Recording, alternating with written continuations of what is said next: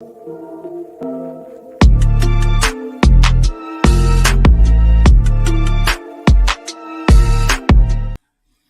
up, everybody? Welcome to JMac Sports Cards.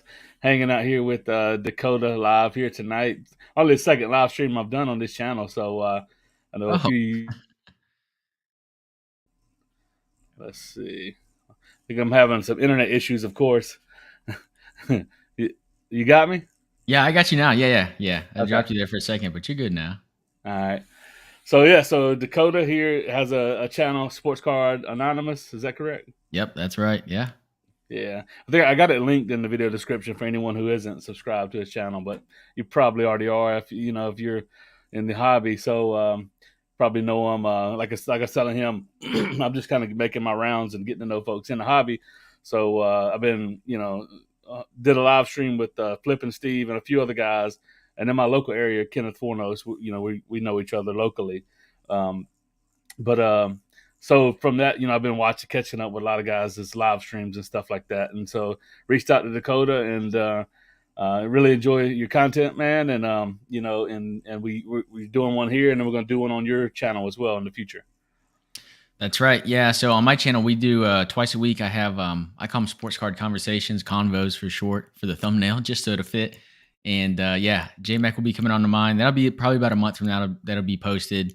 And those are pre-recorded. Those aren't live, but I feel like lives on my channel get a little crazy. People get crazy in the comments, so it's an easier way for me to stay engaged with whoever I'm having a conversation with. So. Yeah, for that's cool, man. No doubt. Yeah, man, I like your content. I think you're a breath of fresh air. In that watching your content and stuff. I like how we're talking a little bit. Like I've been collecting for since like 89, 90 in the junk wax era, and continued kind of not steadily collecting the entire time, but buying boxes here and there throughout the years. But I was thinking about it. Some of the people coming into the hobby in 2020, like they don't know like a lot of the 90s inserts and like a lot of the evolution of the hobby throughout me personally, I don't know a lot of vintage, so we're all learning. There's always learning, but like I just think about some of the people that come in 2020 and all they think of that the hobby is Prism, Select, and Optic, like that's their exposure to the hobby, and they think that's the only big cards in the world. There are no other big cards. It's just Prism Silvers, and you know what I mean. Yeah, no, absolutely. Yeah. So, for those that don't know me, I mean, one, thanks everybody for being here. I've been collecting since 99 and it's been pretty much nonstop. I've had some different rabbit holes. I was deployed for a year, and during that year, I basically only bought Houston Astros cards, even though I'm really a football collector at heart. So, we all have our different journeys, but I just, JMac or Joel says it down there. He says Dakota knows sports cards. I know football cards, man. I grew up in 99, 2000s, and I was just around cards the whole time. So, you just pick this stuff up. And the thing I don't want to happen, right? If my channel has a mission statement, it's retention. It's retaining people in the hobby. I don't want people to lose or to drop from the hobby because they either get burnt out or they don't find the cards interesting, because people will get bored of Select, Optic, Prism over time. Over time, It's going to become boring, and they're going to want some more variety. And there's actually a lot of great cards out there that can be had for pennies, but just people don't know to look for them. And so I just hope that I can, spread people's ambition and mind around so they can find some stuff that interests them. Yeah, for sure. Yeah, I even when I as I collected through the years, it was mostly retail. I never really dropped hundreds of thousands of dollars on some of this stuff. Exquisite and all this other stuff. But so I'm learning also, even like from the 90s sets, like a lot of the rare stuff, even stuff that was rare, even in retail. Like, so I'm always trying to figure that out. And I think that's a journey that, like we were saying, that goes on through. As long as you stay in the hobby, there's a lot to learn, and there's a lot that you can collect that is obscure, unique, and you can make it your own niche in anything, right? So if you become, I think I saw one of your videos where you said if you become, if you learn a niche, the what it takes to learn that niche, you learn a lot. You learn so much about other things as well, right? So, Oh yeah. and then you can master another niche. But Yeah, you got to put in that absolutely. you got to put in that work though, right? Yeah, you have to. And right now, I'm going on this big deep dive. I tell you right now, I think people, in the 90s, what's so popular in the 90s is inserts. And well, I mean, PMGs technically aren't inserts, but they're treated like that's just a really rare parallel, but it's treated like an insert.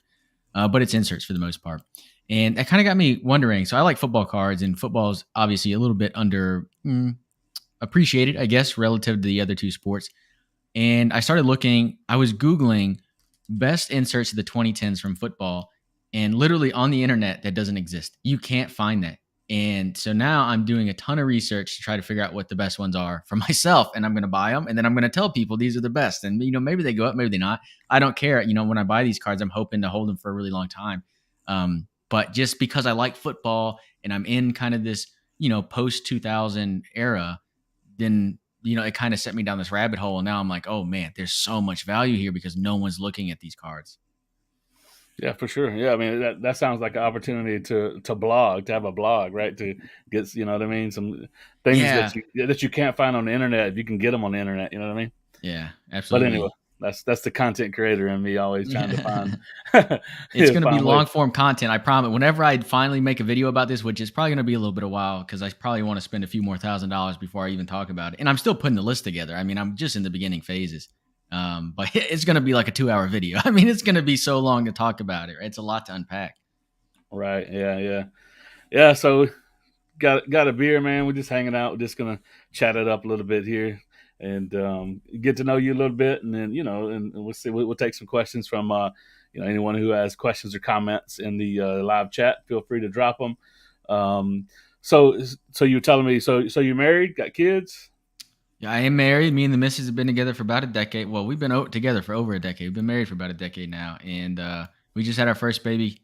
Um, our first baby, and it's a baby girl. We had her in September, and it was weird having a baby in COVID, man. During COVID, because Oh, I bet. you live your whole life thinking we're gonna have this baby, our family's gonna be there and see the baby. It was nothing like that, man. It's just me and her in the hospital room with the baby for like a week, and it's like we're both dragged, man. We're so tired because we don't know what it's like to watch a baby. We don't know what she cries. You're both worried, and mom, grandma and grandpa aren't there to kind of help, to teach the parents, but also to help, with babysitting the baby.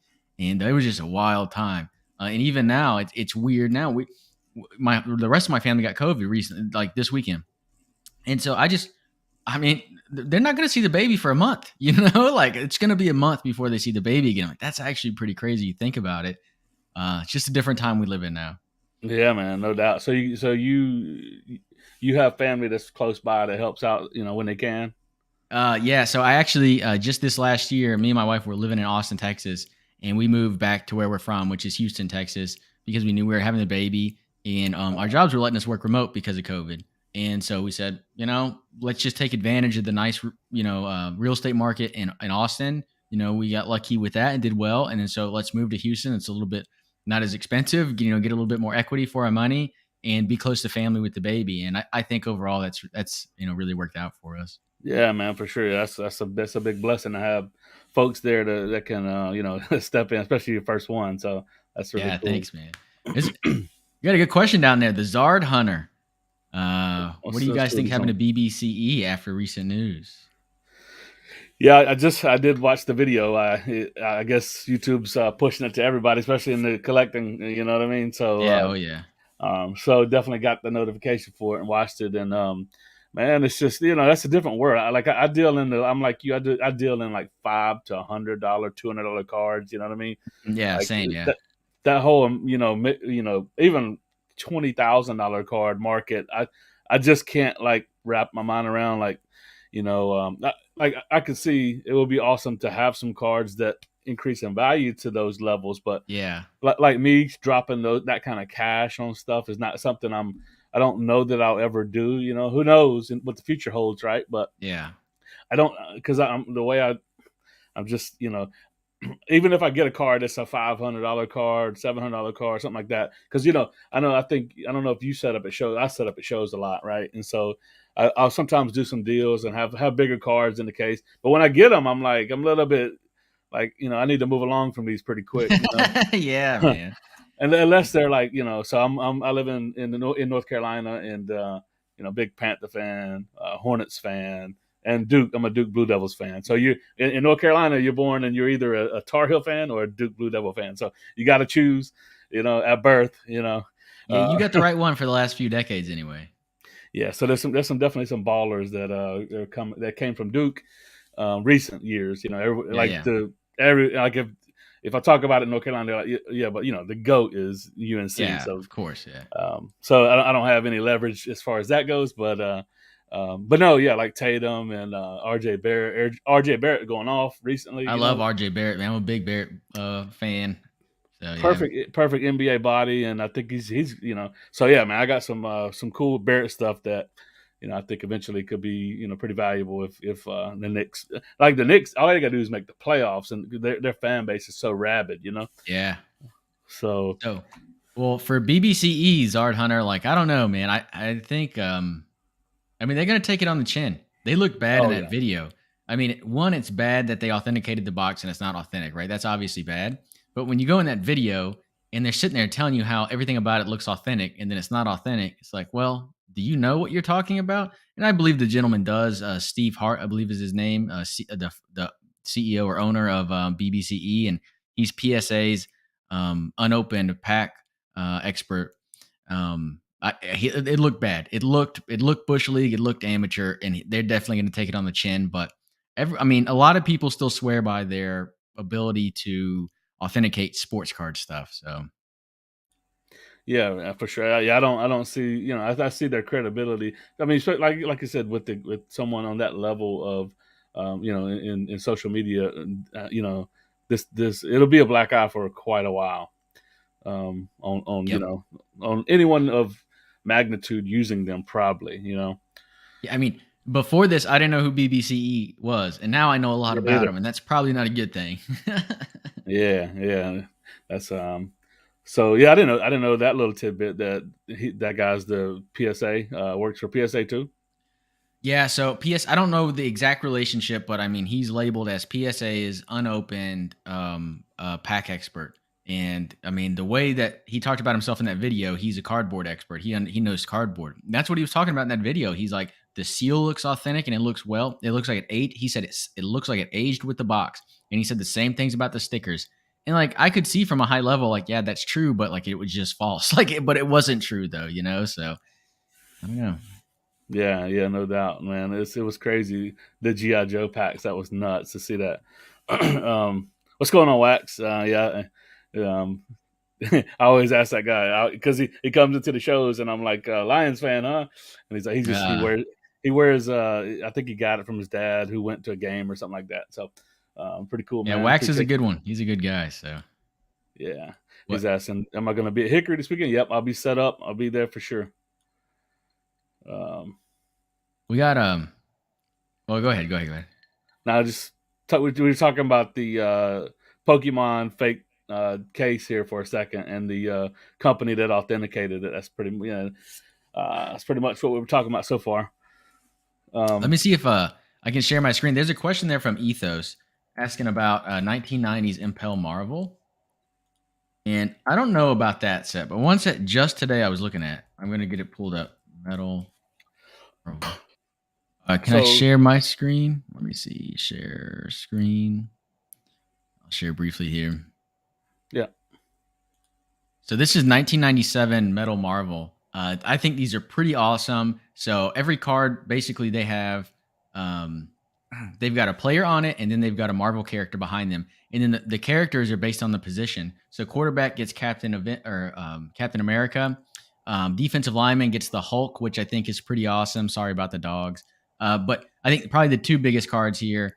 Jerry Rice with Spider Man. That to me just seems like a huge card. I mean, it's Jerry Rice, it's the 90s, and it's Spider Man. Like this seems huge to me. And then of course Barry Sanders there with Wolverine. And I'll pull this one up real fast. But I think these are awesome. I think they're super slept on. Obviously, this guy's asking $70 for the Jerry Rice. You can get it. There's multiple listings at $50 and under on eBay. I still don't want to pay that. I'd probably would buy more at $30, but I think these are pretty awesome cards. that's pretty cool. Yeah, I've never seen that card. Now as far as the that Impel, I just actually acquired, a believe it or not, a comic book collection that had. So I got this whole set, and they sell from around $100 $150 between that range. That's what they're selling for. Like, but just a month ago they were selling quite a bit more. But the market on these cards tapered off.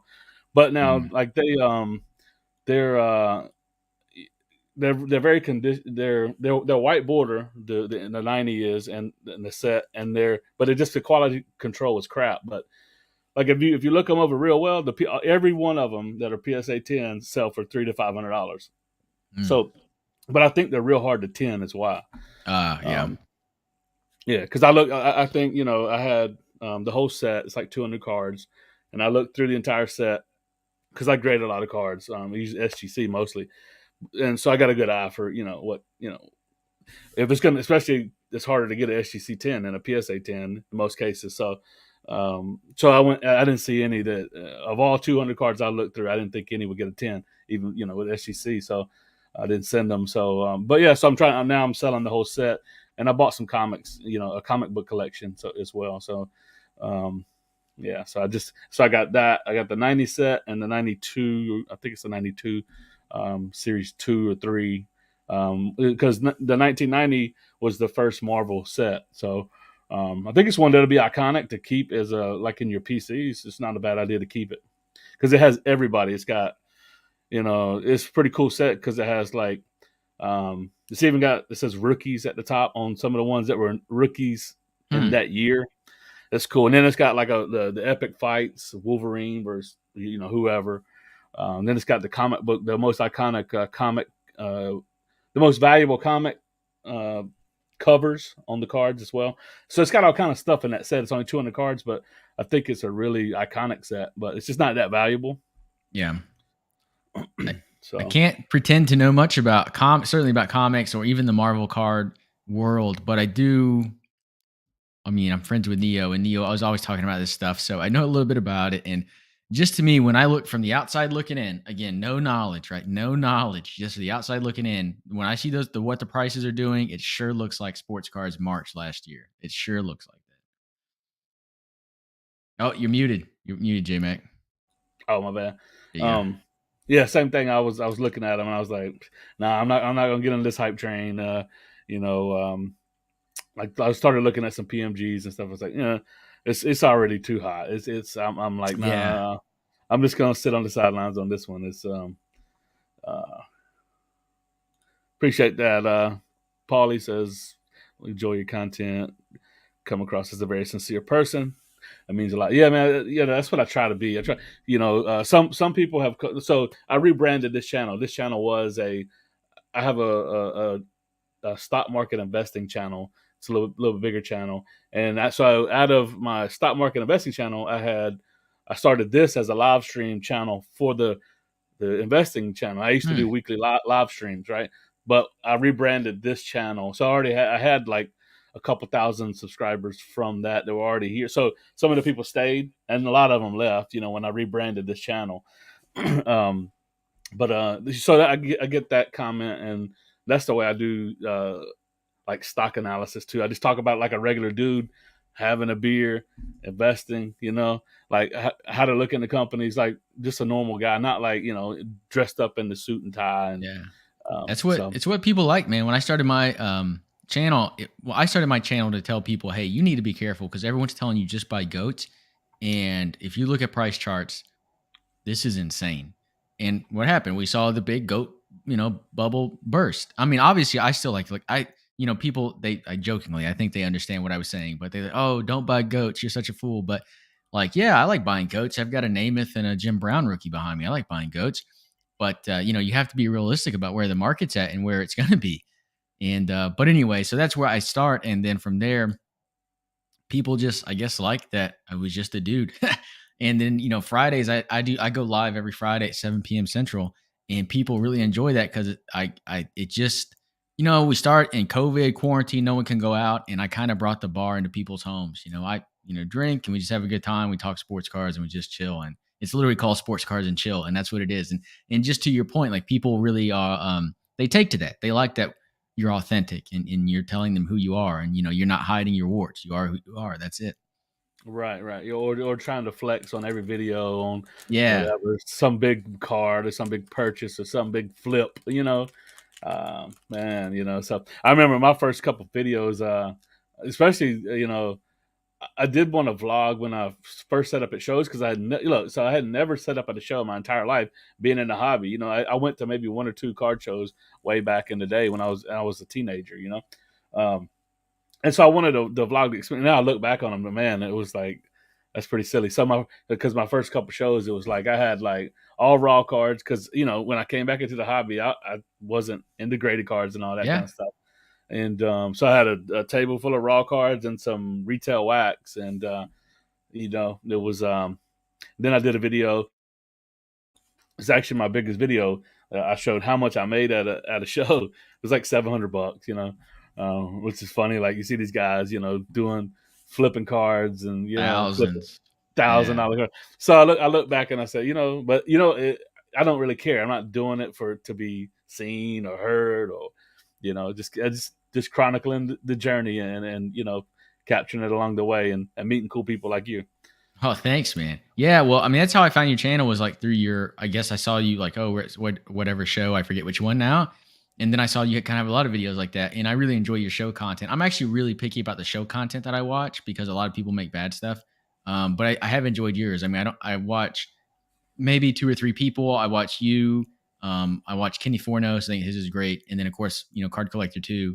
And then I like to watch Mealy Pops from a seller's perspective. He usually Yeah, has good recaps after big shows. But then that's it, man. That's it. So I do enjoy your show content. I appreciate it. Yeah, I've been making a little bit shorter stuff, and because sometimes I'm a one man show, like I don't have a camera crew, all that kind of stuff. And Yeah. sometimes I just get caught up in the show and I forget like to vlog stuff all the time. But when my wife's around, I'm married, got a couple kids too, and when she's around, it's helpful, and she reminds me to do this or that, this or that. You know how that goes. Yeah. Oh yeah. And So you talked about like, these people only talk about flipping and making thousands and stuff. That was another thing that really aggravated me when I first started my channel. Like as I was building up into starting my channel, all these people are saying buy goats and this, that, and the other thing. And then you watch their content, and they're people who just got in the hobby in 2019 and frankly just got lucky because PSA 10 Lucas were going for about $40 and they bought two or three, and then that became a $2,000 card. And then they'd make videos and say, look at me, I made $10,000 on sports cards, and acted like they were some savant of sports cards. But they just got lucky that they happened to walk in at the exact right time. And then like to me, I'm like, you're not you're not I don't know how you're not authorized, I don't know, to speak about this stuff. Like you just got lucky and you should be able to see that. If you admitted you were, it just so it was happenstance and cool, right on, yeah. at least then you're being honest. But to act like you know what's happening, like, I don't know, man. I think you just got a little lucky there. Yeah, well, there I say I saw the Burbank's video of with Sasha T in it, and like I think he does it. He's obviously he knows what he's doing, but Yeah. I respect like he Sasha T. I know a lot of people don't, but I do.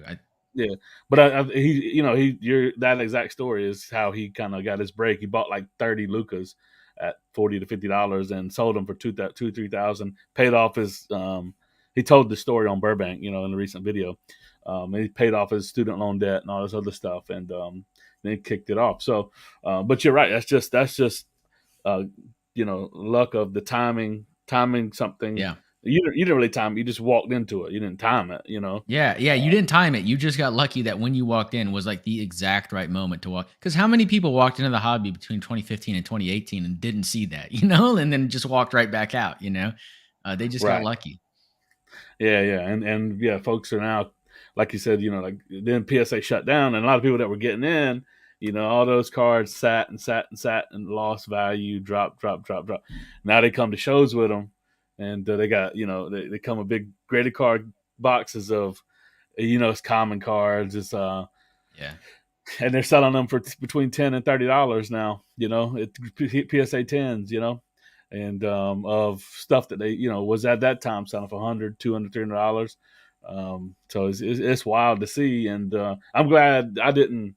I kind of timed it a little after that, came in later, and but it's wild, man. But I think I think I don't know about you. I was going to get your opinion on this. I personally have been really making a big push on eBay, and I sell at shows. But I started pushing on eBay so there wouldn't be so much pressure to try to Sell sell at at shows. shows. Yeah. Yeah, and then man, after the new year, the my sales have just taken off. It's like I feel like, and the first show I did this year, it was the most people I've ever seen at a show, and since that first one, I went to right in my area right after the pandemic. I went to the first show, and it was just crazy. First few two three, and but this one here just a week ago was just insane. So I think the hobby's picking back up again after the big kind of sell off in December.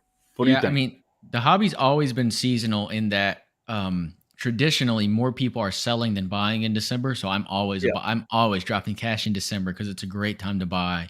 I don't know, I don't know people's business, but getting ready for Christmas, I don't know what it is, but traditionally there's more selling than buying in December, so it's a good time to be buying.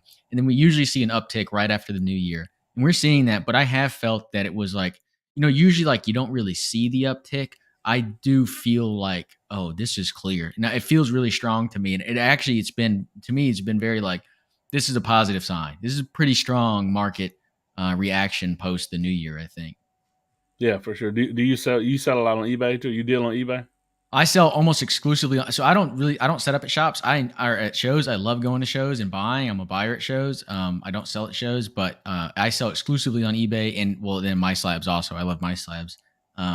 But like yeah, just the two internet platforms. And I recently started. I pulled up ComC earlier. I recently started using ComC just because I had like I mean, I just have so many cards, and I was just like, I'm tired of like having to go through all these cards when I'm looking for this one card, and so I just sent a ton to ComC the first time I ever did that, and that's been a pretty pleasant experience. I would recommend that to people if they're sitting on a lot of cards that are going to be hard to move individually on eBay. Sending to ComC is a good alternative. Yeah, I went to the national. Actually this is where I picked up the shirt. And Sure. when I went, I flew and I put a 2 or 3 row box of penny sleeve cards to because ComC was at the national. So I was like, I'm gonna take some cards and drop them off. So I dropped off a 2 or 3 row box there, and Yeah. and I've had yeah, I mean I've had pretty good success. I get a sell or two a day, and I actually recently I didn't even know how to do it, but I figured it out recently. So I've listed a few cards on auction through ComC on auction Yeah. at eBay. On I just eBay. Yeah. recently did that. Yeah, I so I'm just gonna did see how that that myself goes. too because they ran that promotion or whatever, so it was free. So I just did that myself. Yeah. Yeah, so we'll see how that goes, and yeah, I'm with you. I think it's a great platform to move some stuff, but I think you got to just make sure it's at least a couple dollar card because it costs 50 cent. So Yeah. if you got margins on a $2 card, you're good. But if you bought it for 50 cent and it's worth $1, you're gonna lose money by sending it to ComC. There he goes. Yeah, sorry, my dog's going a little crazy, so I'm trying to get the mute here. But yeah, no, chat helped me out, man. When I told them when I was like, hold on, let me go get my dogs. You say hi to them. Okay, that's all good. Yeah. The huge elephant in the room is gonna squish us all. I don't know what that is. Let's see. All right, he's a culprit. Nats man, Charlotte area in the house. JMac, Dirty South, yes sir, yes sir. I actually lived in so I'm from Eastern North Carolina, small town, Tarboro, North Carolina, and then I moved to Charlotte about 3 years ago. But before I moved to Charlotte, I was in the Atlanta area, so definitely Dirty South down there. I lived there for about 8 years, and for career wise. Um, so what kind of dog you got? What's that big beast? Oh, that loud one is he's a husky mutt, and then I have another one that's like a collie mutt. They're both about 50, 60 pounds. I both of them I just picked up off the street. So Gotcha, gotcha. That's cool. That's cool. I want Pardon to me. Ani Storm Gaming. I want to know what the huge elephant in the room is. I don't know Yeah, what it is. I just pulled that up and I was like, I don't know what that is. So maybe he'll comment on it. I don't Yeah, I'm dying to hear. know. We'll see. I guess. And Um, yeah, so Mealy Pops is wrapped up in this BBCE thing too. But as far as I understand, Mealy Pop says he would offer a refund for the purchase of the box. So I don't know. right. Yeah. I mean, so, you know, I'm sure as a dealer with the shop, I mean, you get stuff coming through all the time. I mean, I don't know how you can really regulate a lot of it. So, You don't it's get too many $3.5 million boxes coming through the door, though. no, yeah, well, yeah, you're right about that. That's for sure. No doubt about that. So He's the one who had it authenticated. He's the one who sent it over to. Well, I think he bought it at a show. And the day he bought it, he walked it over to BBCE to have them authenticate it, and they authenticated it on the spot. yeah, so how long has BBCE been around? Because In a like long I'm time. like, I mean, I think they're the unopened wax authenticator. So that's not great. wow, that's craziness. Um, and then did you see this story? Like, because I don't know. I'm in these Facebook groups for buying and selling cards. Are you in any of those? So this Not one in about Facebook groups. I just like 3 days ago got on Instagram. I don't know social media. I'm still uh, figuring it out. So so okay, you may not be familiar with it, but it sounds like there's these guys, there's these breakers that um, I mean, a bunch of folks are posting about it, saying that they pulled a Trevor Lawrence gold kaboom yep. and they kept it for themselves and then sold it for a charity supposedly. But like so you heard about that rumor? Well, yes, I saw it. So this guy posted this on Twitter or whatever. I think it's where it started to blow up. But they recorded live on Twitch. I was about to watch it before we went, but it wasn't like a quick thing. It's like an hour and a half. And I think they're opening a box of is it Absolute that those come in or whatever. They're opening the box and they say that the box is going to somebody or whatever. They're going to win it, and then they open a gold kaboom Trevor Lawrence, and then they say they're going to keep it. And so, I mean, my understanding is they just keep the Lawrence. And then when it goes to Twitter that, people are calling them out, like, you need to fix this. And like, we just donated $20,000 to the Boys and Girls Club. And everyone's like, well, that's a pretty weak thing. Like, you still said this was going to somebody and you decided to keep it for yourselves. You can't just donate money somewhere else to make up for the fact that you lied over here. Like, that's not how that works. Wow. Yeah. Yeah. I still need to watch the video, but again, I haven't found like a quick bit. If someone's got one, I don't know. Let me know where. I'm sure I can find one on YouTube later, but I didn't see one before this anyway. I started watching it, but I couldn't follow. Those guys are kind of like all over the place, like half cut off shirts and yelling, running around, screaming, yelling. Oh, They're wild. that was the other thing. I barely turned that sucker on for 3 seconds, and I was like, I can't watch these clowns, man. This That's is it. ridiculous. I That's right. cannot. I couldn't do it either. That's why I was like, I don't know. Maybe I'll get the details of this story because I just don't want to sit here and watch these clowns, man. They just look silly. Yeah. So. Yeah, luckily some people texted me. That's how I knew the details, and I read it on Twitter because I could not watch that. I don't know. That's funny. That's funny. What's up, Daniel? That's my boy, Daniel, local guy here. So yeah, Natsman says a great resource for us local shows. Yeah, yeah. I try to also like post. Now I've started because so many people start DMing me, like asking me, how to find out about local shows, and then they ask me, is this show going on that show? So I try to post it on Instagram, leading up to that week if there's a show that I'm gonna be at least. And there is a good, matter of fact, I'll show it. So there's a sports card show website that does a good job of having basically every show in every state. It's called Sports Collectors Digest. I will see if I can. Oh yeah, Sports Collectors Digest. Yeah. Yeah, and you can literally let's see this one right here. So Sports Collectors Digest is it, and you can go by state. So if you go to North Carolina, Okay. yeah, all the Man, shows. I mean, y'all are so lucky out there. Like, I feel like on the East Coast, like basically from the Carolinas up to about Philadelphia, there's just so many shows.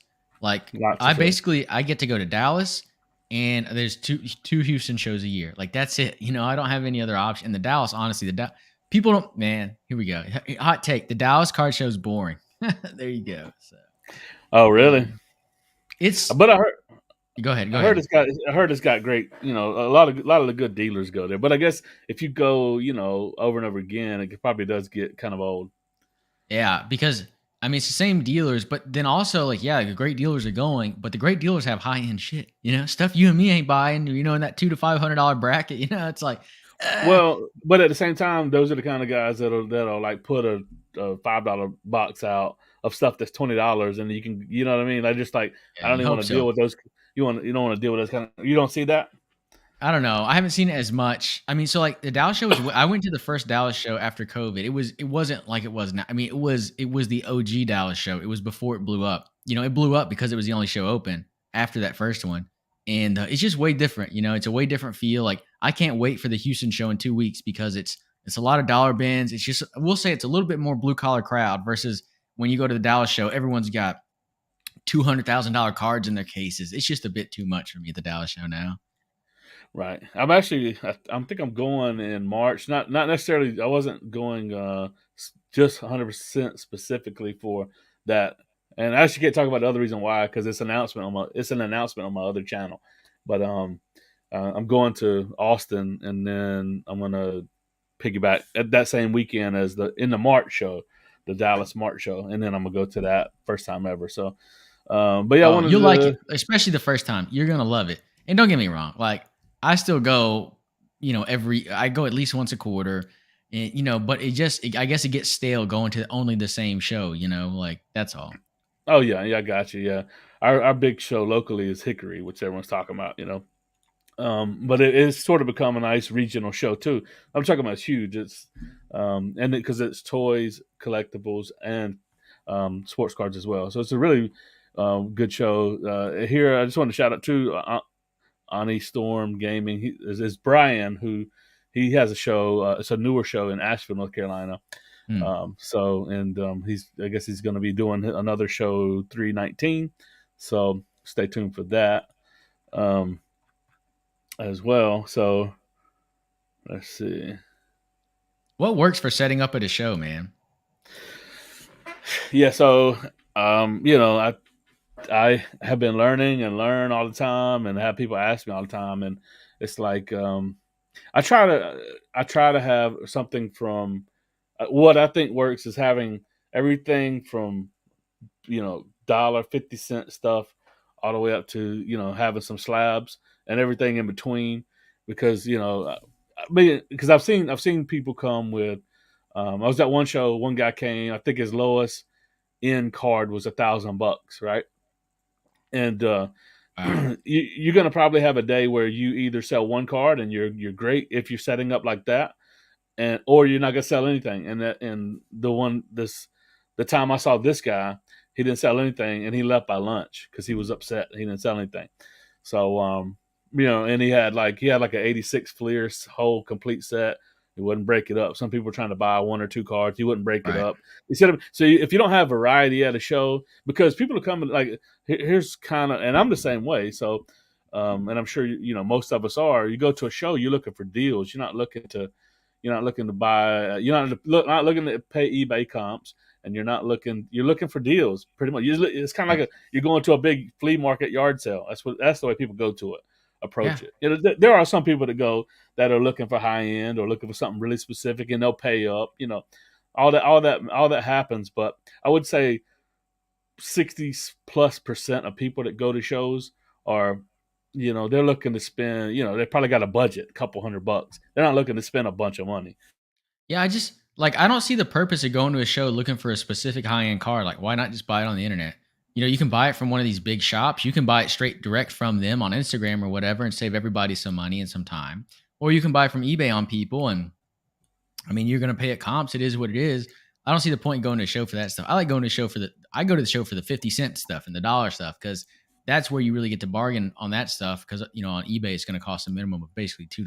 So, Right. Yeah. Me too, man. That's even people who come, like they'll come, like people come all the time, they come with their little graded card, little carrying case, yeah, yeah, and, uh, yeah. and they come up and be like, are you buying? Are you trading? I'm like, man, I'll look, I always look. And, so I look and a lot of people are surprised. I like kind of gloss over most of their graded stuff. I'll go through the raw stuff and I'll pick out a bunch of raw stuff. And I'm like, oh, what's can we make a deal on that? Because I like to personally, I don't like buying graded cards. I like getting the stuff I get graded. That's interesting. Okay. It's just what I do. And I then do then I think, sorry. Sorry, go ahead. no, that's it. That's it. I do think we're about to see a resurgence in the buying of raw cards. I think we're going to see a lot more raw purchases this year. I mean, one is people get more familiar with cards. I guess they get more familiar with buying raw, but I think we're going to see a little bit of a pushback against graded cards this year. Yeah, I don't know. I think it'll be like a 50-50. I think like if you got rare stuff graded still, Yeah, you know what it I is mean? what it is. Yeah, Yeah, yeah, rare stuff. And that's I think the people that are left in the hobby, right? Um and maybe some newer people that are getting in or whatever, you got to learn pretty quick, that um, you know, rare is what you want to be looking for in the end anyway. You know what I mean? Even if it's just serial numbered stuff. The so I'm really trying. Like I've sort of seen that in my eBay sales as well, because you know. Uh, where people always make a big deal out of PSA pop counts. I've started like I'm listing all my SGC stuff, and I'm using their pop report and their pop count. I know you. I think you made a video about this. So I'm kind of like, you said the graded card companies will make your cards scarce, right? I think you're making a video yeah, that's on that exactly what I topic. said. And Yeah, I think it's all to me. I wish it's there was a site out there that would just combine the trusted grading companies, which I think are PSA, BGS, SGC, and CSG. Combine them and just say this is the true gem mint pop. Because that would be great. what we talked about at the beginning was like find your niche and deep dive into it. The thing with already graded cards is people already they're already sought after. The cards that people got graded are stuff that people are looking for. So the prices are high. I'm trying to find stuff people ain't looking for. And so this big deep dive I'm doing on 2010s football, there's a ton of rare, I mean, ultra rare stuff out there that no one's buying. And you know what? I'll buy it at $5, all day raw because no one knows that it's rare. Eventually, they'll figure out that those Tom Brady's are rare and it'll be, $500 card or whatever. And in the meantime, I get to enjoy it. But Yeah, well, I'll give you here's an example of what I'm talking about of an actual rare card that just recently sold, because I think some people like um, have been in that mindset of only like a low pop or a rare PSA card selling for a premium, right? So so I had a Tyler Hero Hoops premium stock rookie, but it was Blue Wave Prism. It was a blue wave. So basically, anytime you see in any of the Prism product, you see blue, it's usually the more scarce of any of that's their high products. end. Yeah. Yeah.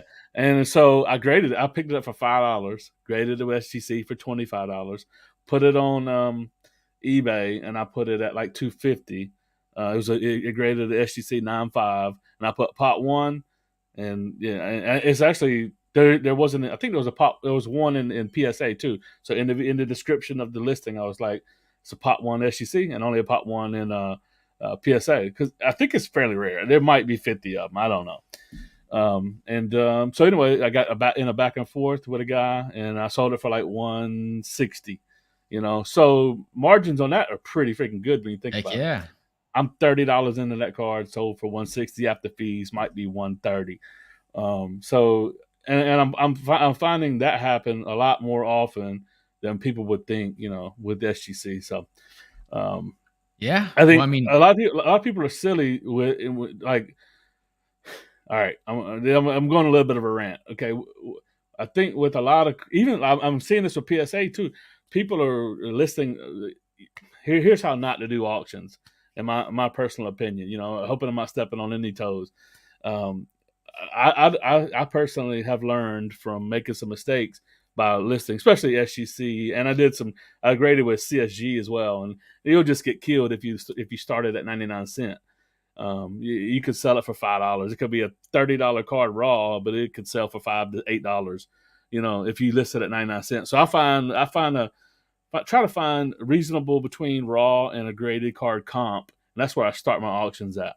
If I do auctions with SGC, I don't start them at 99 cents because I'm hoping to at least get back my grading fee, right? mhm. And then some, and make some profits. So that's a big mistake I think a lot of people make, because they see other people do it, or that's what's been recommended, is to just put everything at 99 cent auction. You don't have to do that. It might take you three. It might have to relist 3 or 4 times, but I um, Selling. Well, what's up, flipping Steve? You mentioned Tyler Hero, and he's got an alert on his phone. I think when someone says Tyler Hero, he just shows up.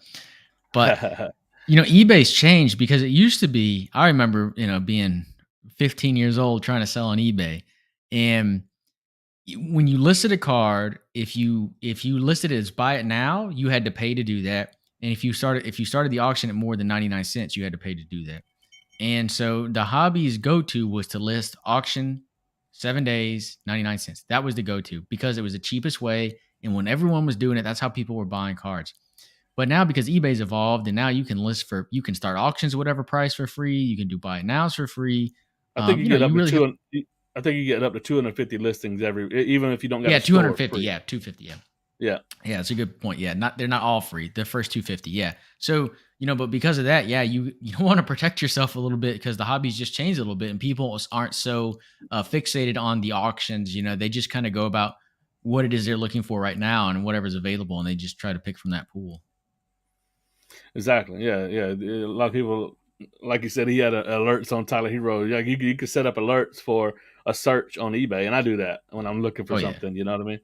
So Yeah. you can do that. So yeah, Mayday Malone. um, but yeah, anyway, so you know, I said it too because, like I said, during this big, massive sell-off of people getting back so many cards, even from PSA, I'm seeing, PSA, which would have been, quite a premium on a lot of cards. I'm seeing a lot of them sell off for $20 to $50, $30, just crazy low prices on stuff that, so I've personally listed. I don't know. What I'm trying to do is my new strategy is everything I'm taking to shows I'm gonna have listed on eBay, so that way I'm not having to price stuff. I already have a price in mind that I've got Mm. it listed at, and so I can just use it as a reference.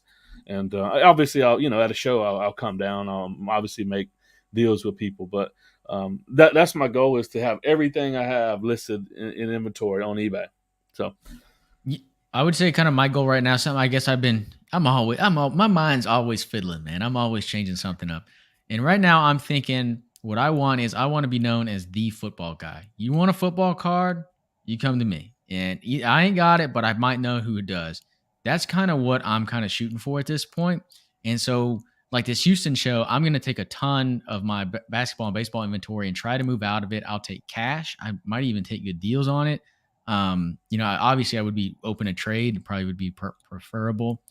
And I don't know. Again, I'm just learning this social media thing. I might try this whole like a live auction or something just to try to sell some of my good cards. Oh, there we go. Yeah, that's me on Instagram. Hello. That's Yeah, me. yeah. If you aren't following him or myself on Instagram, please do. He's SC Anonymous _ YouTube. JMac Sports Cards, like on every platform. But yeah, I was checking out your Instagram, checking out some of this stuff. My buddy who's in here, Daniel Hearn, he submitted with me. I submit about once a month to SGC. He he submitted his first like 40 plus cards. I don't maybe something like he could correct me. Yeah. With me, he sent them with me in a bulk order, and he has the Herschel Walker USFL rookie. That's at SGC now, Very and I think nice. he had this one. But yeah, I was looking through your stuff, man. I was liking looking at some of this stuff. Tebow, uh, that's a cool one there. The game Yeah. worn. I picked that one up at the last Dallas show. The Tebow is actually kind of a funny story. I just bought that Tebow card. I had bought a Mark Sanchez, and they accidentally sent me the Tebow, which both that year, but they're both on the Jets. And so I don't know. I was like, whatever, I'll keep the Tebow. I don't really care, but it's just kind of funny. But yeah. Yeah, no, that's pretty cool. That's pretty cool. Um, let's see. That's Hold just on. a post for Oh yeah, my YouTube. And thumbnail. yeah, Yeah, the moss, get mossed. I that's the like that. stuff I That's really really cool. like. I like game use jersey stuff. That's my favorite. Me too. Me too. I broke open a box of 2016 playoff, and in that product they have uh game use stuff, but it's playoff game used. So I got like it wasn't big names. It was like let me switch this back. Um, it was like I don't know. It was Green Bay versus some Colts, I think, and it was like a couple low end players, but it was two patches, both game used from a playoff game. So, That's cool. uh, and the hobby box was like $150, and I hit a Dak rookie and a Carson Wentz rookie that patch. I hit a Gronkowski from 25. Dang. I bought it. I bought it at the end of a show, and it was a guy who wasn't even. He was like he had Star Wars stuff. So he had random stuff. Mm. Then he had a hobby box of, and then he had it. He had it for like 175. I was like, hey, yo, man, will you take like 125? And he said, I'll take 150. Or I think it was 150. So, and I was like, this is gonna be a fun rip, man. Everybody's out here trying to get these, XR and $400 and $500 boxes, hobby box. I'm like, I'm gonna rip this 2016 playoff, man. It was a fun rip too, buddy. Yeah. No, I love it. That's awesome. Yeah, I mean, I just recently ripped a box of 1999 Bowman Chrome, which was awesome. And the box only cost me $140, and I'm like, all right, I mean, that seems like, good money right there. Let's do it. That's what I'm gonna start. I'm gonna start doing that too, man. Because that was at a show where I did pretty good, so I was like, all right, I'm gonna splurge. Yeah, I'm gonna just spend a couple easy hundred money. Yeah, bucks, free man. money. Yeah. Yeah, yeah. Even though it wasn't, I Yeah, try. yeah. I But come. you feel that way walking out. You're like, what? I'll help this guy out. I'll throw some money his way. Yeah, yeah, for sure, man. Um, yeah. So what else is going on? So you're let's see, your your channel. What's your? I know everybody's been talking about like what they're looking to do in 2022. Now you've got an LLC, right? I've just applied for one myself.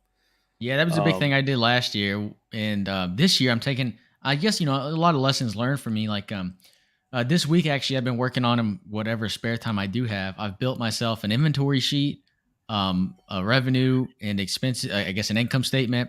I try to automate basically all that stuff. So that's stuff I've been working on. okay, all right. So you know what you got into a card at, and you know the profit margins and all that kind of stuff. Yeah, like I kept a inventory 1,000 different ways last year, and it just none of it ever worked. And I think I have a system now where I just have to input six things basically, and then when I sell it, I just have to input two things, and then I'm pretty good in Excel and all that stuff. I'm an analyst, a data analyst by trade, and so I Okay, automated the sheet so that you don't have to do very much, but it's going to track everything for you. gotcha. So Steve asked, so I was not going to go because I'm doing a lot of traveling at the front end of the year here. Some of it for my other YouTube channel. Some of it, me and my wife are going on a cruise that got postponed like three times already. It got postponed during COVID. It was our 15th anniversary cruise. We were doing a Alaskan cruise that got canceled. We're finally going to take a cruise. We've never taken a cruise. That's coming up at the end of this month here. You're gonna love it, And then man. That first cruise is a blast. Yeah, you're gonna love it. yeah, and so we're not going to Alaska. We're going to Mexico, I think. Hey, that's a Uh, good time too, man. I like me a Mexican cruise.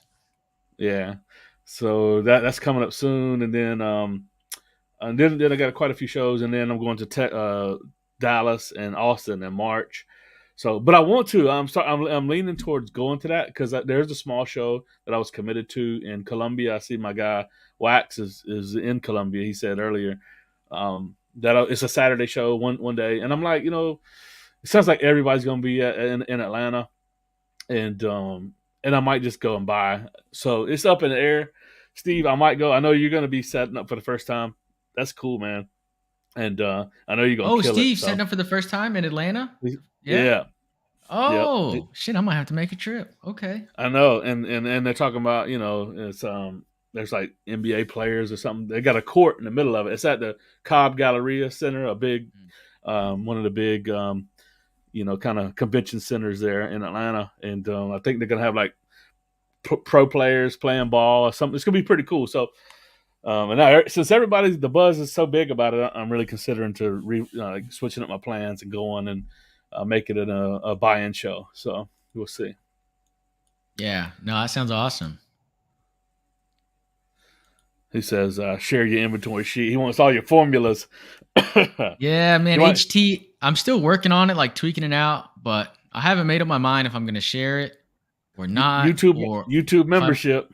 I was thinking I might do member. I mean, because I worked hard on that. I'm like, this. I don't really want to give this out for free. I've been working hard on this sucker. But I also don't want to make people pay for it because I don't want it to be taken as advice. So there's a little bit of a push and pull here. I may just keep it to myself. I haven't made up my mind yet, HT. I'm still tweaking it. So That's cool. That's cool. let me get a refill real quick. I'll be right back. Right, I'm right here. Yeah. Natsman, I'll go on to you, man. You said the thoughts on inserts really gaining popularity. I have not even shared this on my channel. I think inserts are going to explode. I think there are so many inserts out there that people do not understand how rare they are. And I know for a fact there's inserts out there that people don't understand how rare they are. I've been buying them. I actually just started. Can I say this? I just started a Discord server. I'm kind of keeping that on the low key too, but I did that. So, and I've been, bouncing some ideas off of people in there. We've been really doing some good research. Just today, I did a huge deep dive on 2013 Select Football. I basically know what the print runs for 2013 Select Football are. I know that's a bold statement that what I'm saying, but I'm telling you, I've been doing some deep dives, and I think eventually inserts are going to have their day in the sun again. I think people are really overlooking some phenomenal inserts that are on the market today that are they're pennies. And I'll tell you some of the stuff you already know. The Color Blast, those Color Blast inserts, I think are phenomenal. Everyone knows they're phenomenal. And I would say Stained Glass Prism 2017, 2018, those two sets, everyone knows they're popular. They know they're great. I think they're still undervalued and underappreciated. I bought a 2017 Prism, so the original stained glass. I bought a stained glass Aaron Rodgers from that set for $130, I think, raw. It looks super clean in pictures. I don't grade very much, JMac, but I might send that one in for grading because I think it looks pretty clean. So I think that stuff is super slept on and has a lot of room to grow. Yeah, I recently been.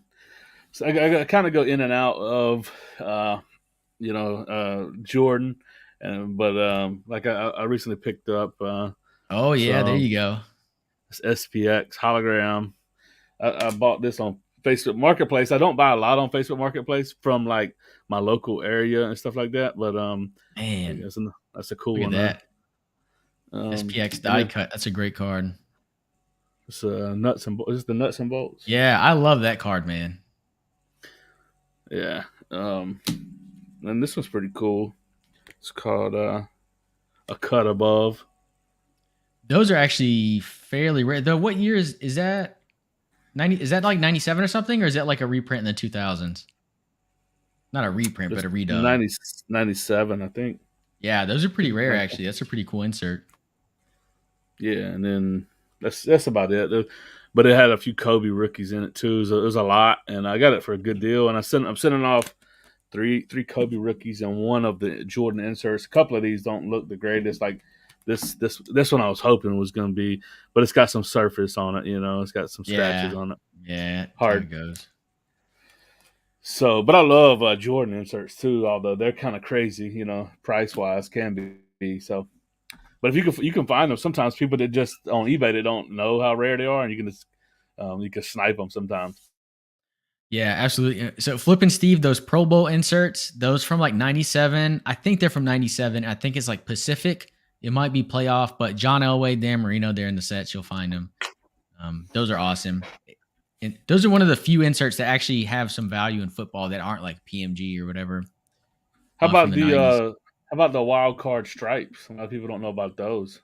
Yeah, those are super. I mean, I guess those are probably more parallel than insert. I don't know what's the line. I don't know, but like, They're parallels, but yeah, um, but yeah. they're awesome. I mean, they're super. I mean, that's Favre's most expensive rookie card is a wild card with 5,000 stripe or whatever it is. Yeah, those are incredibly rare. 10, whatever. I forget which way it goes, but yeah. I think it's because I bought one thinking it was the opposite. I bought a Bo Jackson. It was like a 90 Bo Jackson with a 5 stripe, which is not that not that rare. It's not Uh, the one you wanted. Okay. no, I think you're right. That's like the 10,000 is the more rare, and then you would think it would be the reverse, but logically you'd think the 5 would be the more rare, but um, Yeah. I, and that's one of those things like you were talking about earlier because I was when I learned about those and I was looking for something to buy. There was very little information on the internet, about like what how does it work? What's the rarity? How's it go? Even blowout cards, not much, So, um, so man, that could be an opportunity to get uh, It's the more I deep dive into 2010s football, the more I realize it's the Wild West, man. No one knows anything about it. I mean, there's nothing. There's no consolidated list out there for like what are good cards. You can go to any other genre, any other sport, any other time period, and you search it, and there's going to be a blowout forum, long chain on it about these are the best inserts from this era and a lot of opinions. 2010s football, no one talks about that stuff. And I'm like, you've got case hit Brady's out there, Rodgers, that's young Rodgers stuff, Manning, Breeze, Moss, Rice. They do, especially in football, they do a lot of the 90s guys again, Marino, Emmett, Elway. These guys are out there and, dirt cheap. So I'm excited about it. It's where I've been spending all my money. So. No, it's a great point because I mean people only chase rookies, a lot of times, and or just or this or modern, it's like I mean there's so much in between, there. So um, Bazooka Blue, yeah, I don't know. I'd have to do some research on eBay Yeah, not offhand. So you know what? I'm gonna show something because I don't think a lot of people know about this on eBay. Let me look. Let me see if I can pull it up so I'm not showing all my stuff. But hold on. While you get it pulled up, can I go refill real fast too? Yeah, yeah, go for it. So Natsman, I'll try to look it up. I'm gonna go ahead and start typing it in. And I'm gonna show you this tab on eBay that a lot of people don't know about. Or some of you OGs probably do. So it's '05 Bazooka Aaron Rodgers blue.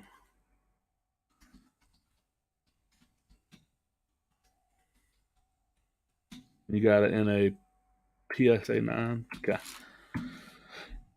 I'll share my screen in a second here, but so built into eBay is what's called Terapeak. I don't know if like they acquired this company that scrapes eBay, but it's right in your seller hub in your. And I've learned that I don't know if it's the account I have on eBay, but some people's looks different.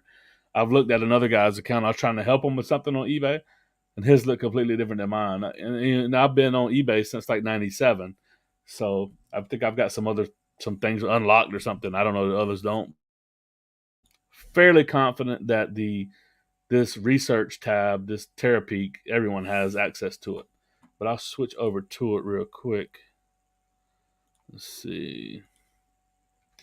So like this is my eBay selling, and then if you go to overview, that's your kind of main starting point on your seller's hub. But so if you on research here, so you can see, so look, you can go back 365, you can go back even further because if if you search for something and you look at sold listings, it only goes back 90 days when you're doing a search.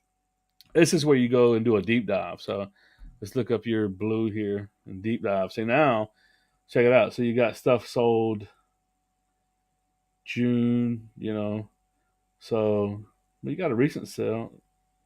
Hold on, no, that's Jan 21.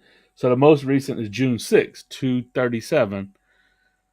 Obviously, Aaron Rodgers is doing a lot better than he was in June of 21, right? So there you go. So this is how you deep dive over on eBay. Use this tab if you got a seller hub, and so there you go. It's looking like it sold between 230 and a high of 275. No, 500 fixed price. So yeah, I'm big on Rodgers right now, but I'm specifically not buying one. I mean, if you have the Bazooka announcement, it might be a good time to move it if you're interested. But I'm specifically buying not rookie cards. Yet the not rookies are so cheap, man. They haven't moved, but the rookies obviously explode the second he plays well. There you go. Glenn said sold. So I sorted there you go. Yeah. on that. And so the last one sold was a $500 fixed price. So obviously, because he's going up, you know what I mean? So all this stuff, Yeah. except for that, because the last one was the June 26th sale. And then his most recent, where he's probably going to win the MVP, $500 fixed price. I bought. I'll get in this rabbit hole sometimes. I'll find a card and then I start, buying all of them as many as. So there's like a bunch of Donruss different sets from '05 that are low key. This is kind of like what Dakota's talking about. This would be a rookie. Like Aaron Rodgers has got a lot of serial numbered rookie cards that and they're pretty cheap. Like so he's got in Donruss throwback, he's got ones that are numbered to $9.99. You could get them for like $50, $100. Think about that. Dang. If it's a Tom Brady that's serial number to 999. You talking a couple $1,000. Oh So yeah. I bought some of those recently. Um, yeah, Yeah, but yeah, I've been on like the Russell Wilson's the best buy in football train, but man, I feel like Rodgers is a good buy. I mean, his Topps Chrome's a little pricey, but outside of that, man. Yeah, there you go. Yeah, Steve knows what's up. Throwbacks and classics. yeah, yeah. Well, that's a great year. '05, you've got him, but you've got DeMarcus Ware too. DeMarcus Ware likely to go in the Hall of Fame here in about a month. And that's less than a month, I guess. And I mean, what Steve says is great. All that stuff is numbered to 999. The Donruss Throwback Classics, Yep. playoff stuff, all the different Donruss brands, which there's like 10 of them. There's too many sets in 2005, but Leaf Limited, and all that stuff it's in Cowboys jerseys or Packers jerseys, and it's all numbered to 999. And most of all of the jerseys in all those sets are game worn. You know what I mean? So Yeah, well, that's good. what I love. I mean, so I grew up on 2000s football, like that's when I grew up, and so like I know that era very well. And so there you go. This is a 2000 and what year 9 2007 Leaf. So like most of the veteran jersey cards from 1999 or 1997 through about 2008, 2009, they're pretty much 100% game used. And then in 2009, Topps Triple Threads, they start to introduce player worn, but they were still saying game used on the front. So that's the transition period. Then around 2011, 2012, you start to see more and more of the player worn, not game used. There you go. There's your. We can't give it all away, but we can give some of it away. I can And give some usually, of it away. Yeah. yeah, I usually try to give it away after I've done some buying, right? I mean, Yeah, I've done plenty of buying on the game used stuff. I got game used coming out of my ears. That was the last 6 months. Probably that was my big kick, and now I'm going into inserts. So yeah, and I mean, I hope with Fanatics having the as big of a catalog with like game use stuff that they have, you know what I mean? I'm hoping that, I'm really excited about Tops, so sticking around, and like Tops having NBA and NFL in the future. That's going to be pretty awesome. oh, Um, I can't wait, man. I'm so nostalgic. I don't even really like Prism football. Like I can't lie to you, I don't. I actually, I don't know if I've said this out loud yet, but I don't want Fanatics to buy Prism. I want it to die. I want Tops and Tops Chrome, man. there you go. There's my boy. Malone used to be Malone Money Mindset. He also is over the investing community, but he's got a sports card channel. So go check him out too. The card folio. He's got some cool stuff going on as well. Um, yeah. Steve's asking about Dakota. Do you display the Browns jersey card? Yeah, so he sent me a sweet card. I'll show it. So Steve, you can't. It's not on display like up there. So I only have really about 10 cards in display in my office. But back there, Steve, or maybe y'all can see, those are slabs, and those are cards that I kind of like, and I just like looking at sometimes. And they're all slabs except for one card, and it's that card right there, Steve. So I keep it in. I keep it in there. Steve sent me this, man. He just saw it at a show, thought of me, picked it up. There's a Jim Brown autogram and Lou Groza game used jerseys on there. It's numbered to 100. It's an awesome, awesome card. Like I love 50s football. I kind of have this jump where I love 50s football, and then I jump to the 2000s and 2010s. That's kind of my niches right now, anyway. So that's a great card. Thanks, Steve. That's awesome. That's awesome.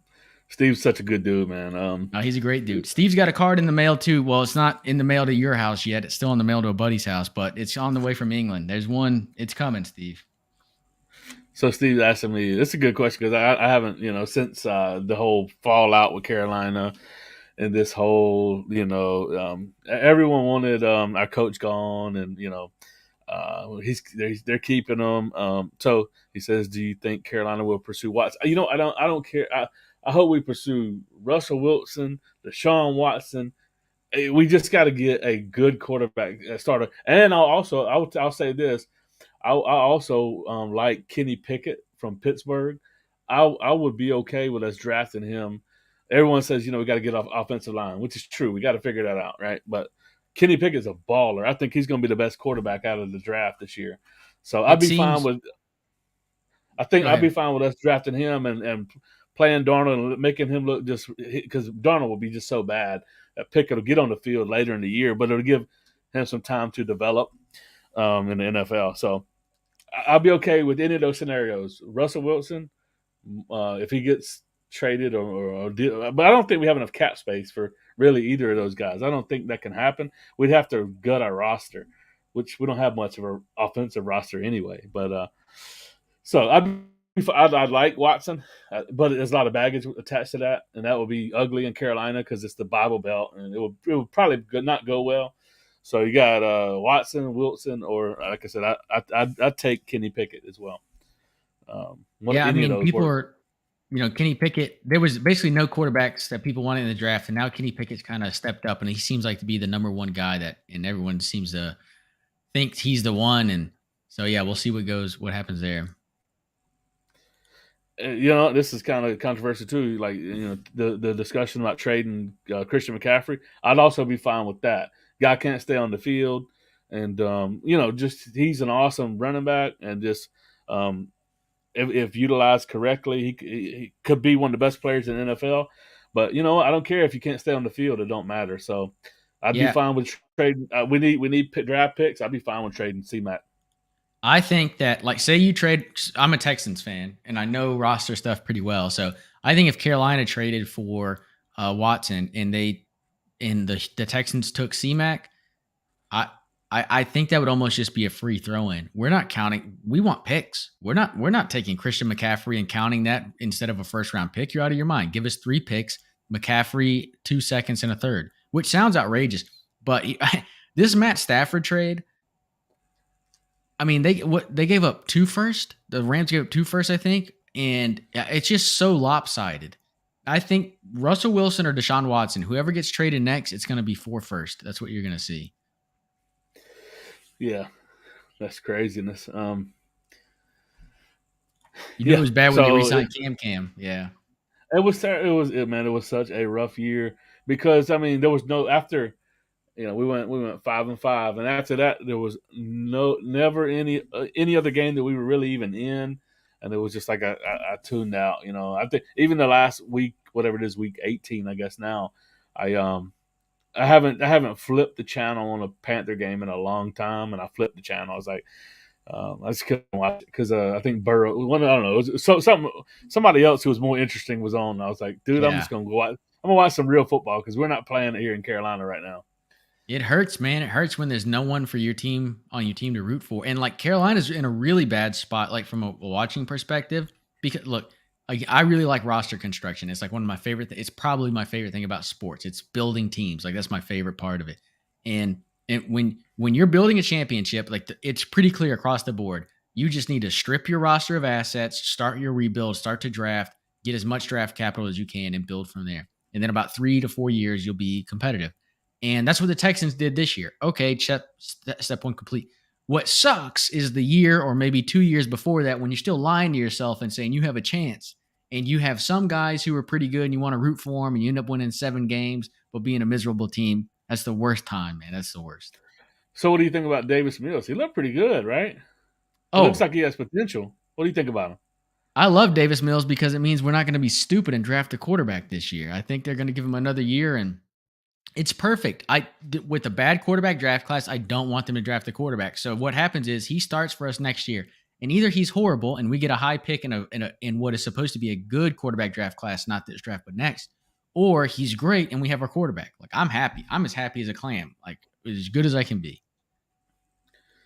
So they fired their coach too. They're looking to coach now, right? I was kind of surprised about that because it's like, well, we weren't supposed to be competitive. You're supposed to be building a culture. So either he didn't do that correctly, or they're ready to start moving into a more competitive. The one thing I'll say is when you look at the coaches who are available this year, it is an amazing class of coaches to pick from. And I was actually I mean, a week ago I didn't want them to fire him, but I mean, this week I was like, I kind of hope they fire him because there's a lot of good coaches available, and I wouldn't mind. I mean, what's it, Zimmer from the Vikings? I mean, I would take Mike Zimmer. That guy's a good coach, man. It's fine. Even Flores, Miami, I thought that was silly for them. I Oh, mean, and the Texans have an end with Flores. Where's he from? New England. And we have, our GM and our chaplain, who apparently runs the team, are both from New England. So, That's funny. Yeah, yeah. yeah. Yeah, I mean, to what, 7 in a row, to win 7 in a row? We like lost 7 in a row. He's sitting there, brought him back to break even 500. I mean, unbelievable stretch they had. I mean, um, yeah. So, but yeah, who do you think coordinators? What coordinators do you think will land positions? Who you like? So I guess Well, everybody's saying Leftwich yeah, probably Leftwich. land Leftwich one. is a guy I've liked for a long time. I wanted them to hire Leftwich like a few years ago. I like Byron Leftwich, but he was an '03 rookie. I'm a sucker. I like those guys. I can't help it.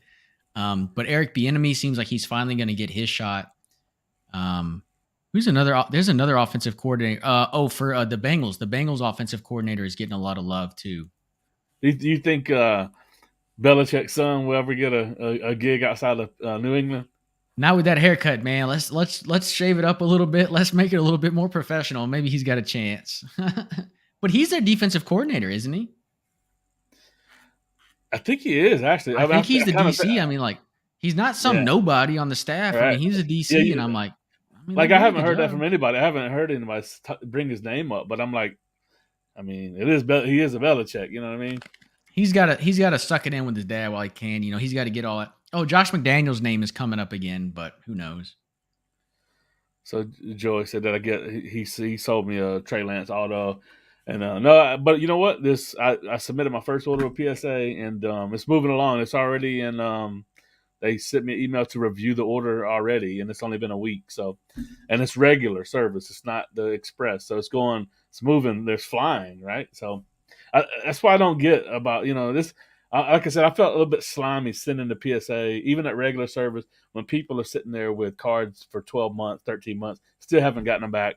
I kind of felt slimy, even sending them. But just trying. It's sort of a test case for me to see if you know, see how it goes.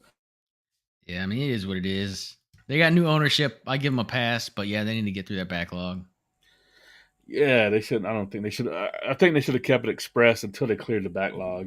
But Yeah, anyway, I agree.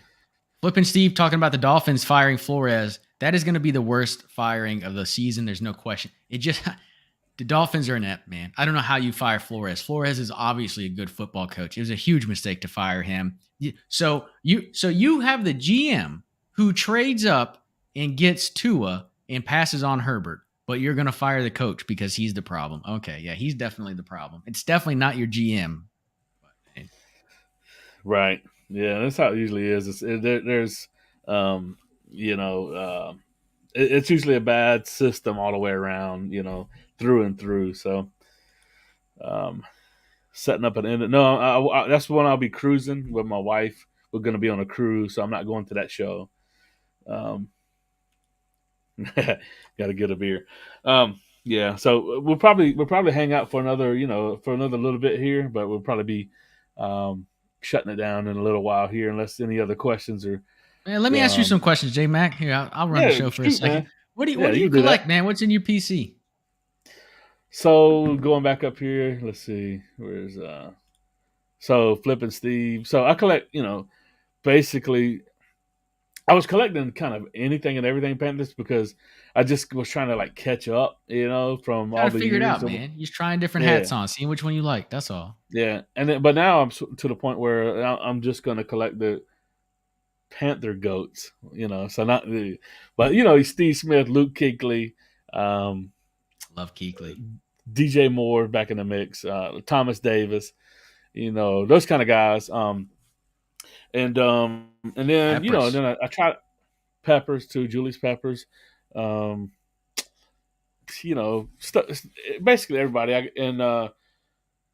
I've got some cool, Masim Muhammad. He's a baller too. Yes, man. Um, Yeah. yeah, all those guys. So I got some. I got a really crazy Panther PC. I've showed some of it. I did a video on it, but I didn't show a lot of it. I showed some of it. And then And Hornets. I collect Hornets. And even from Lamelo. Um, and Miles Bridges. I probably got more Miles Bridges because he's cheaper. You know. Yeah, Miles, Um, man. Luckily I liked him a little bit, so I actually have a little bit. I just posted it up on eBay. I had some Prism rookies and stuff, but nothing crazy. yeah, I don't really have anything too crazy even with that because NBA sometimes is just too expensive.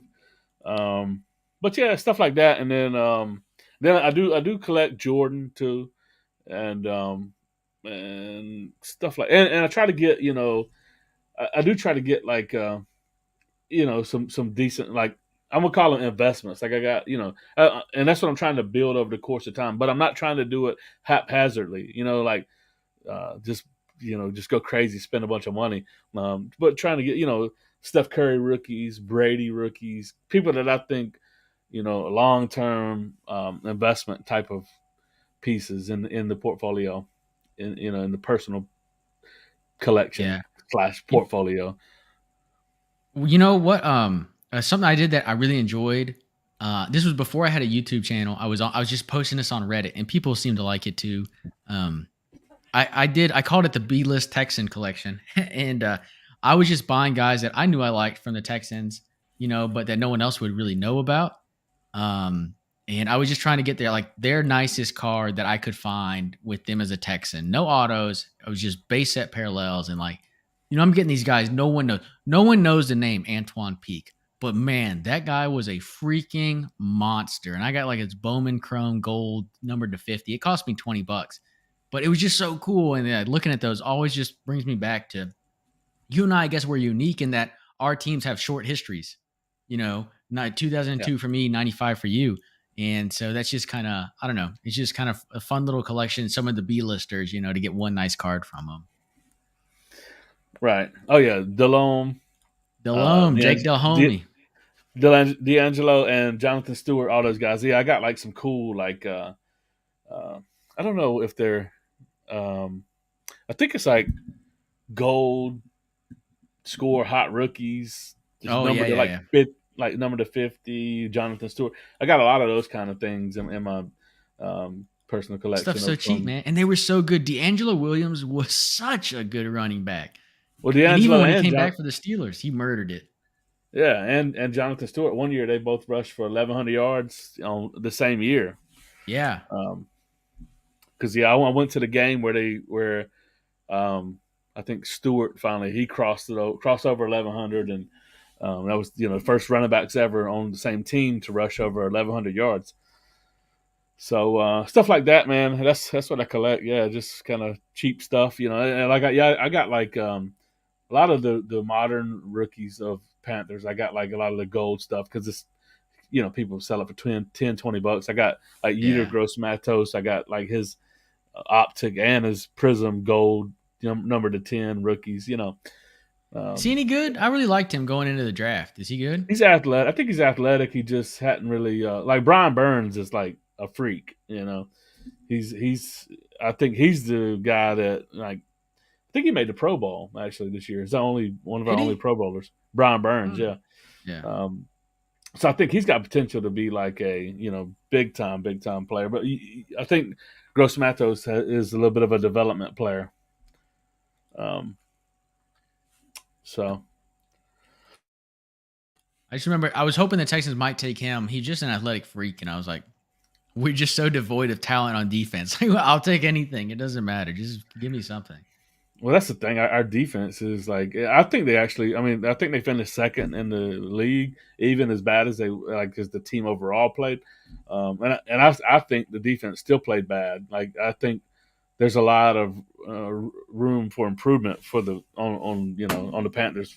So their defense has a lot of talent. So But uh, yeah, they started now we off. Y'all were amazing, right? That defense. It started the year off like they were the talk of the town with how good that defense was playing.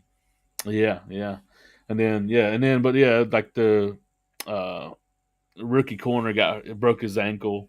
You know, J.C. Horn, our right? J.C. JC Horn. Horn, our number one pick. Yeah, so like picked him eighth, I think, or whatever. I think it Yeah. was.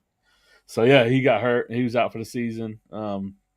So yeah, man. Oh, we got our hacker here or a spammer. Hey, from Russia. You gotta like the Russians, man. It's good people out there. Yeah, go ahead and block them. Um, Uh, that's funny. That's funny. Well, man, Cody this has asked, been "What?" fun. Oh, Go sorry. Go ahead. ahead. Go No, ahead. Go ahead. No, no. We'll What take do you this think about last golf question. cards? Yeah, I have a Phil Mickelson. No, not a. I have a Phil Mickelson rookie. My buddy bought it for me. He got it for $3, and he gave it to me like the weekend before he won the Masters or whatever. I still have the card. I'm not selling it because my buddy gave it to me. He also gave me a Jack rookie. I like both of those. I saw today, Card Collector 2 posted an Arnie Palmer rookie. I think basically those three plus Tiger. I think that's what you want to look for in golf. I mean, that's golf royalty. Those four, I think. I flipped a Ben Hogan rookie as well. So Ben he's Hogan. You old flipped a Ben school. Hogan. That's even more Yeah. impressive than having a Ben Hogan. But it came by my table, and I was like, yeah, I'll take that. Yeah, that's a pretty cool card.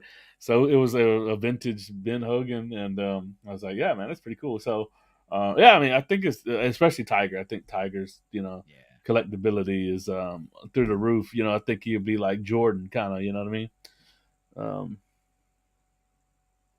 Yeah, no, he's iconic, These guys that are iconic, they just transcend their sport and we still see Bo Jackson is collectible and right. worth some money.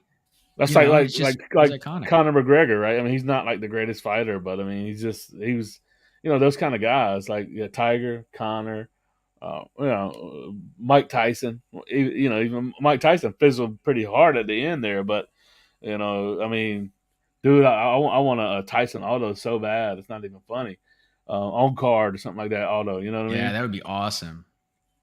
Yeah, Muhammad Ali. There's probably 20 names that are like I don't think you could go wrong at any time buying them if you can get any kind of deal on them. You know what I mean? Yeah, yeah. Jordan, Kobe, um, not LeBron. I know everyone.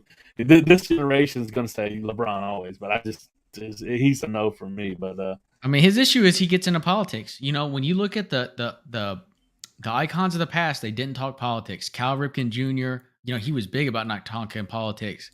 MJ, Kobe didn't talk politics. Emmett Smith, Barry Sanders. You don't know these guys' politics, and it's a huge. As someone who's a sports figure, that's a huge advantage. Like the second you talk politics, look, you look at all the last elections. Doesn't matter who won, who lost. The votes are basically split 50-50.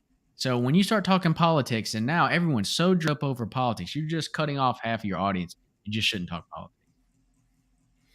yeah, yeah, yeah, for sure. Um, So Josh says, I don't know, like on flipping Steve's live, there was these kind of questions, and I just don't do well with these because I don't have a lot of risk involved in a lot of what I buy and sell because I won either. I've said this in other videos, and I usually buy bulk lots and or collections from people. So usually I'm not in nothing anything I got for very very much. So if a deal goes sideways or I don't sell it for what I what I could sell it for, I'm usually still good because I got it pretty cheap. So I try to minimize the risk. I don't go out and buy $1,000, $2,000 cards. So I never really lose big like that on a lot of stuff. So I don't have those kinds of stories yet. Maybe I will one day, but I don't know about. And what about you? Like you said, you and me are kind of the same market. So it's not like I don't have these losses that are just crippling. Like $100,000 on a Charizard or something. Oh my God, shots fired. But I would say that where my worst buys, my worst deals worst cards that I purchase, it's when I'm chasing the charts and not the cards. And when I'm so focused and thinking, oh, it's at the bottom of the chart. Let me pick it up now. That's what's got me burned the most. So I just try to ignore basic. I've said this before. I only want to buy cards that I can't comp. That's really what I'm looking at. So and that can be literally $5 cards. That doesn't mean some rare $2,000 card. I just don't want people. Hey, we're gonna strike a deal, and they look up comps, and this is my number. No, no, no, no. You and me talk. What's the deal? What are we doing here? So I try not to chase cards just because of the analytics behind it. There you go. There you go. So I guess all the questions are coming in now here at Yeah. the back end. But that's cool. Should I random question need to grade 100 plus cards? Should I use SGC? Man, I mean that's like even when I personally send bulk to SGC. But I literally go through, and sometimes I send stuff that I should not have sent to get graded.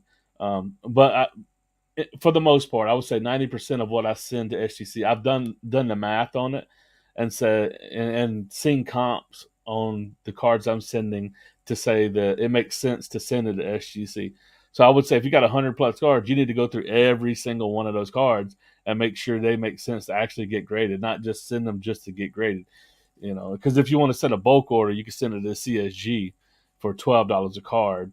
That's another option. But so I don't know. So with SGC, the way I submit to them is I make sure that the card is going to make sense, especially if you're going to be trying to resell them. If you're not, and it's just PC, then either use SGC or CSG is what I would do. But that's just me. Everybody, you can do whatever you want to, but that's my recommendation. You got anything Yeah, on for that? me, I would say like sometime this year I will drop $1,000 on grading cards. I don't grade a lot of cards, guys, but I keep buying this football stuff I want to grade, and it's all dirt cheap. And so when I do that, I'm gonna sub to CSG in their $8 submission, which is like a 6 month turnaround. None of it's time sensitive. It's stuff I want to slab. I get my most bang for my buck there. I'm happy to do it. I just and for similar turnaround, it's at $12 a card, like JMac you were just saying. So like I like SGC, but depending on what you have, and stuff like that, CSG might just make more sense just because of the price points. Yeah. It really does depend on what your goals are with that. So it's kind of a too broad of a question for us to answer. You know what I mean? So, seller regret or wish I had card slab back card or slab. Again, I don't think I have any because I've said this and I said this in Flipping Steve's. I was hoarding everything in the beginning and just selling like a not much. and and then it came to the point where when the balance is tipped and you're too heavily invested, you got to move some stuff if you want to stay in the hobby. So I started selling, but I've basically kept everything that I really want in my personal collection. I had somebody reach out today, asking me to sell. Was I selling any of some DJ Moore? Because I got like a crazy DJ Moore collection, and I was like, I'll sell some of the non rare DJ Moore stuff, but I said I don't sell any of the rare DJ Moore stuff because he was wanting to buy some stuff, and so no, I hang on to my stuff pretty much. And I move stuff because I grew up in an era where it always got cheaper. So and what out of like everything I bought over the last 2 years, I don't have anything that I regret selling. But my regrets of selling are cards that I had nostalgia for that I had remembered buying when I was younger, years ago. And so I would say that if you have any strong nostalgia for a card, don't sell it. It's just a mistake. Just don't sell it. There you go. Thoughts on wax in general. I only rip wax for fun. I don't. It's a terrible return on investment. It's like I said, like I was telling the story earlier where I bought a 2016 playoff hobby box for $150. I'll do that on occasion, and that's fun to me because I don't feel like I can lose much on it. But I do. Maybe that is a mistake. I had the mistake I made was I bought a absolute hobby box for $550 and lost my tail. It was the worst hobby box you ever have seen. I don't think I got $100 in cards back. Man, Even if I sat on them for 20 years, I don't think I would. It was that bad of a box. have you seen these people ripping the new Mosaic product for football, the new Mosaic set for 2021, I guess? Yeah, I usually try to watch a video or two of the new products. Yeah, They are getting creamed, man. No one is getting their seven money back out of these boxes. It is seven to bad, eight bad, hundred bad. dollars, right? Yeah, and they're like, I mean, basically everyone I watch, none of them are really getting any good color parallels. They're all getting silvers and silver mosaic. So that also tells us, hey, don't buy that stuff on the secondary market because there's a lot of it. And then the autos, they're just getting horrible autos. I mean, you basically are making your money in the. I think you get two autos in that box, and it's just not there. I think Illusions it's a $450, $500 box is a much better buy. You're getting three autos in that box, and the cards honestly are nicer cards. The Mosaic, man, they have so much surface damage coming out of the packs. It's been wild. I just like, oh my god, this is horrible, horrible product. There you go. Yeah, yeah, for sure, man. It's funny. Like I just, even as a even trying to create content, like for a little while, I was trying to rip some product on air. I'm like, but yeah, I'm just not gonna do it. I'm not gonna like drop $500,000 on this stuff Yeah. just for content purposes. That's a no, man. It's a no for me. Yeah, I've always been off ripping. Ripped when I was younger. 2001 tops, and I was just like, "This is dumb. I could just pay for the card I want instead of buying the pack." And so I basically never been a ripper, but I'm trying to now. I live stream every Friday, and I'm trying to have like one little retail box with me that I can rip. And Yeah. then I'm trying to do once a month, like a pretty good rip. Like I said, that Bowman Chrome box, 19.99. That's a fun Oh rip. yeah. $140. That's pretty cheap. And that's just a Sunday lazy video. Just put it in the background and just kind of enjoy a different box. So that's Yeah. Yeah. that's it. I'm not a big ripper. No, I have been buying. Like I've been now. You're starting to be able to get stuff on Target. Like if you got a red card, like I'm buying like I bought some Chronicles. I bought some Illusions basketball. I bought something recently. I'm getting it at retail prices finally again, and hopefully that trend continues. You can get some retail. Yeah. Um, so the Hickory Show is this Saturday, Roy. So come out 9 to 4 Hickory. Yep. Um, Um, Well, Josh F says, "Have y'all got any redemptions from Panini back?" Here's a fun story. I have two redemptions from 2014 that they still owe me, and they're actually in a court case right now with two individuals about this crap.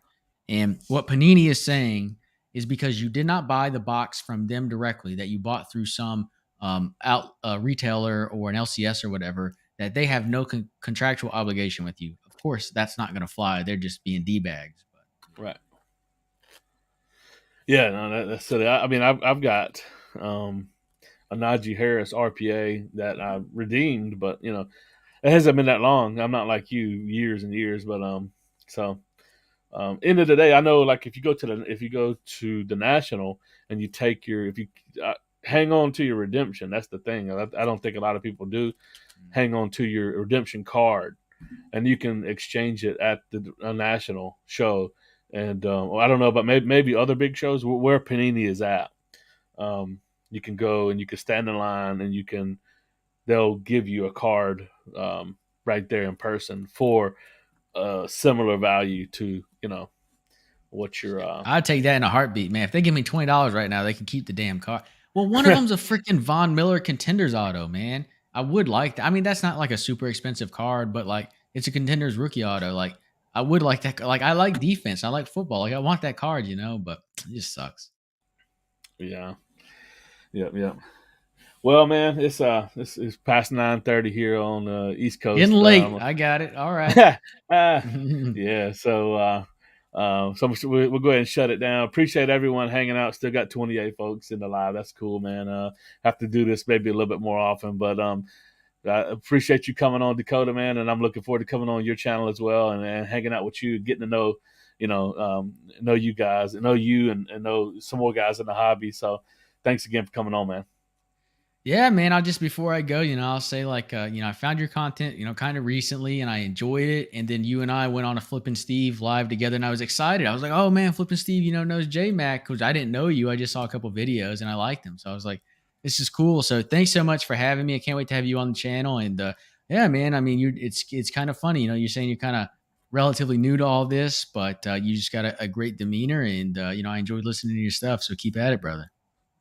Sounds good, man. I really appreciate you, and to all you in the live chat there, deuces. Brett knows the deal. In all my videos with deuces. So man, y'all have a great one. And like I said, if you're in this area, do try to come out to the show in Hickory and stop by, say hi to me, and let's make some deals too. So we'll see you next time. Cheers.